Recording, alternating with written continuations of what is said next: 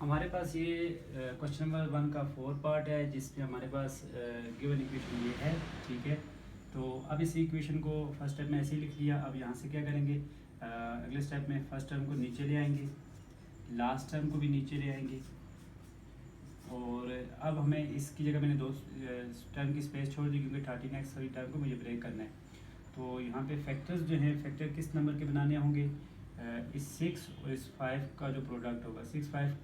को 5 से मल्टीप्लाई करें तो हमारे पास 30 आता है, यानी हमें फैक्टर्स ऑफ 30 चाहिए। तो क्योंकि फैक्टर्स ऑफ 30, क्योंकि आप इस तरह पूरा एक बना के फैक्टर फिर उनमें से वो वाला चूज़ करना जिससे 13 आए, तो वो ज़रा हमारे पास क्या होगा, थोड़ा सा टाइम वेस्ट होगा। तो अगर हम डायरेक्ट ऐसे दो नंबर जिनको मल्टीप्लाई करें 30 आए और प्लस माइनस करें तो ये 13 आए,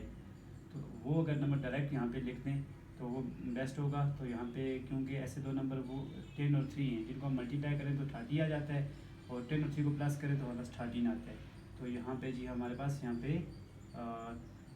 10 और 3, अब 10 के साथ भी x ले लेंगे, 3 के साथ भी x ले लेंगे, और यहाँ पे साइन हमने फर्स्ट टर्म के साथ क्योंकि मिड वाला ही साइन रखना है, इस साथ हम माइनस रखते हैं और देखते हैं इन दो साइन को मल्टीप्लाई करके ये आता है। अगर ये आता है तो हम यहाँ पे यही रखेंगे, माइनस माइनस प्लस, तो यहाँ पे हमने माइनस ही रखना था। अब इन दो फर्स्ट टर्म में से अलग से कॉमन देखेंगे, क्या कॉमन है, इन दो से अलग से कॉमन देखेंगे। इन दो में जो है एक तो x दोनों टर्म में मौजूद है तो वो कॉमन है, दूसरा 2 का टेबल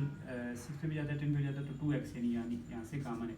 2x को कॉमन लेंगे तो यहाँ पे आएगा 3x माइनस 5, यहाँ से क्योंकि साइन माइनस है तो एक तो ये कॉमन ले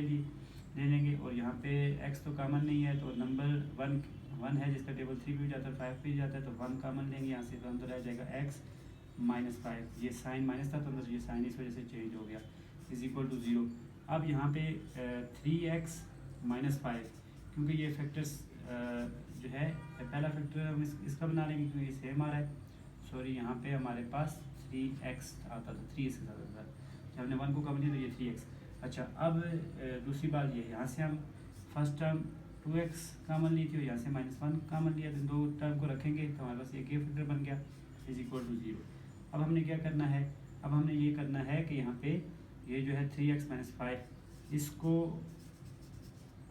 और इसको, इन दोनों को अलग अलग इक्वल टू 0 रख देना है। ठीक है, 3x माइनस 5 इक्वल टू 0 और 2x minus 1 is equal to 0। अब इसको हम x के लिए सॉल्व करेंगे, इसको सेपरेटली x के लिए सॉल्व करेंगे। फर्स्ट वाली को जब सॉल्व करें तो 3x minus 5 is equal to 0 है, तो x के लिए जब सॉल्व करेंगे तो ये माइनस 5 और उस साइड जाके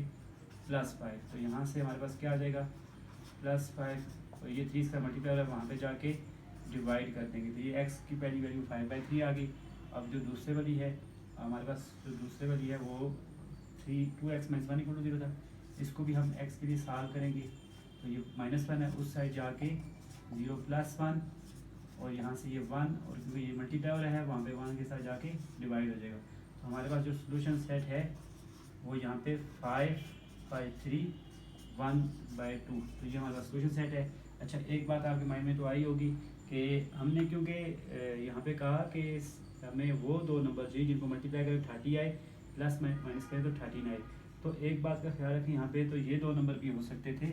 कि अगर हम 15 को 2 के साथ मल्टीप्लाई करें तो वो 30 आता है, सही है, और 15 में से 2 निकालें यानी माइनस करें तो 13 आ सकता है। अगर 15 में से 2 निकालें तो 13 आ सकता है। ये दो नंबर भी हो सकते थे, इनको हम मल्टीप्लाई करें 15 और 2 को 30 आता है, इनको अगर माइनस करें तो 13 आ जाए, क्योंकि मल्टीप्लाई पे 30 मिलना चाहिए था और माइनस प्लस माइनस पे 13 मिलना चाहिए था, तो ये नंबर थे। लेकिन इसमें यह है कि यहाँ पे ये नहीं रख सकते, उसकी वजह क्योंकि जब हम बड़े वाले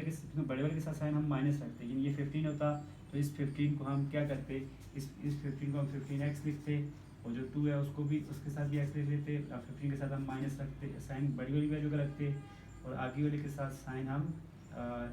क्योंकि हमें आगे साइन अगर हम माइनस रखते, क्योंकि माइनस ही साइन आ सकता था, क्योंकि माइनस माइनस प्लस होता है, तो माइनस के अलावा साइन तो आ नहीं सकता था, तो सिर्फ जब माइनस रखेंगे तो -15x -2x, ये तो असल में आपस में जब दो साइन सेम हो तो वो तो ऐड होते हैं, तो ये यानी हमने 13x को जो है इस तरह ब्रेक तो हो नहीं सकता,